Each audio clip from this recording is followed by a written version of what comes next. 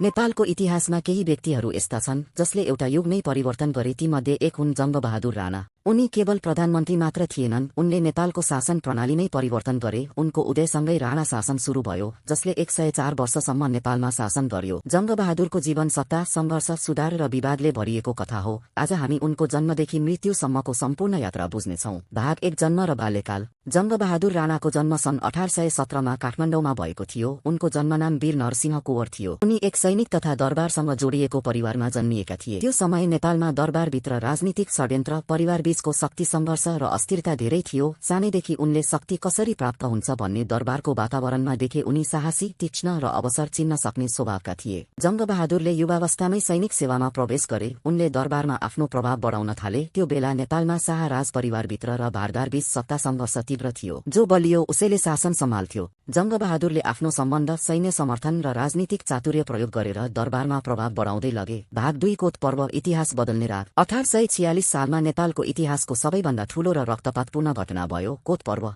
राजदरबारमा एक रात अचानक सबै प्रमुख भारदारहरू बोलाइए। तनाव बढ्यो, आरोप प्रत्यारोप भयो अनि हिंसा सुरु भयो। त्यही घटनामा धेरै शक्तिशाली भारदारहरू मारिए। यस घटनापछि जङ्गबहादुर सबैभन्दा शक्तिशाली बने। यही घटनाले उनको उदय गरायो। कोत पर्वपछि उनी प्रधानमन्त्री बने, तर वास्तविक सत्ता राजाबाट भन्दा बढी उनीसँग आयो। भाग 3, राणा शासनको स्थापना। प्रधानमन्त्री बनेपछि जङ्गबहादुरले आफ्नो सत्ता सुरक्षित बनाउन नयाँ व्यवस्था ल्याए। उनले प्रधानमन्त्री पद आफ्नै परिवारमा वंशानुगत बनाउने व्यवस्था गरे। यसरी राणा शासन सुरु भयो। नेपालमा राजा भए पनि वास्तविक शासन राणा परिवारको हातमा गयो। यो प्रणाली सन् 1951 सम्म रह्यो। जङ्गबहादुर यसको संस्थापक मानिन्छन्।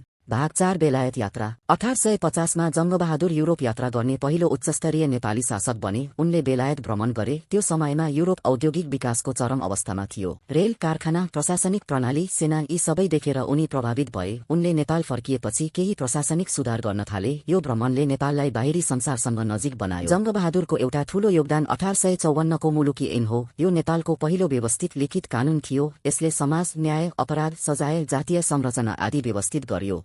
तर यसले जातीय विभाजनलाई कानूनी रूप पनि दियो, जसको आलोचना पनि हुन्छ। उनले प्रशासन, सेना र राज्य संरचनामा धेरै परिवर्तन ल्याए। भाग 5, ब्रिटिससँग सम्बन्ध। त्यो समय भारत ब्रिटिस शासन अन्तर्गत थियो। धेरै दक्षिण एसियाली क्षेत्र ब्रिटिसको नियन्त्रणमा थिए। जङ्गबहादुरले ब्रिटिससँग सन्तुलित सम्बन्ध बनाए। 1857 को भारतीय विद्रोहमा उनले ब्रिटिसलाई सहयोग गरे। यसका कारण ब्रिटिसले नेपाललाई स्वतन्त्र राष्ट्रको रूपमा सम्मान गरे। कतिपय इतिहासकार भन्छन् यही कूटनीतिले नेपाल उपनिवेश बन्नबाट जोगियो। जङ्गबहादुर सक्षम प्रशासक थिए, तर उनको शासन लोकतान्त्रिक थिएन। उनले सम्पूर्ण शक्ति आफ्नै परिवारमा केन्द्रित गरे। जनताको सहभागिता सीमित भयो। विरोध सहन गाह्रो थियो। सत्ता विरुद्ध बोल्न सजिलो थिएन। यसैले उनको शासनलाई केहीले राष्ट्ररक्षक भन्छन्, केहीले निरङ्कुश शासक। जीवनको अन्त्यतिर पनि जङ्गबहादुर शक्तिशाली थिए। उनले आफ्नो उत्तराधिकारी पनि परिवारभित्रै निश्चित गरे। सन् 1877 मा उनको मृत्यु भयो। उनको मृत्यु भए पनि उनले बनाएको राणा व्यवस्था अझै 74 वर्ष चलिरह्यो। आज पनि जङ्गबहादुर राणा नेपालको इतिहासमा अत्यन्त महत्त्वपूर्ण पात्र हुन्। उनको विरासत दुई पक्षबाट हेरिन्छ। एकातिर उनले राज्य बलियो बनाए, कानून ल्याए, कूटनीति चलाए, नेपाललाई स्वतन्त्र राखे। अर्कोतिर उनले निरङ्कुश पारिवारिक शासन सुरु गरे, जसले धेरै पुस्तासम्म जनतालाई राजनीतिक अधिकारबाट टाढा राख्यो।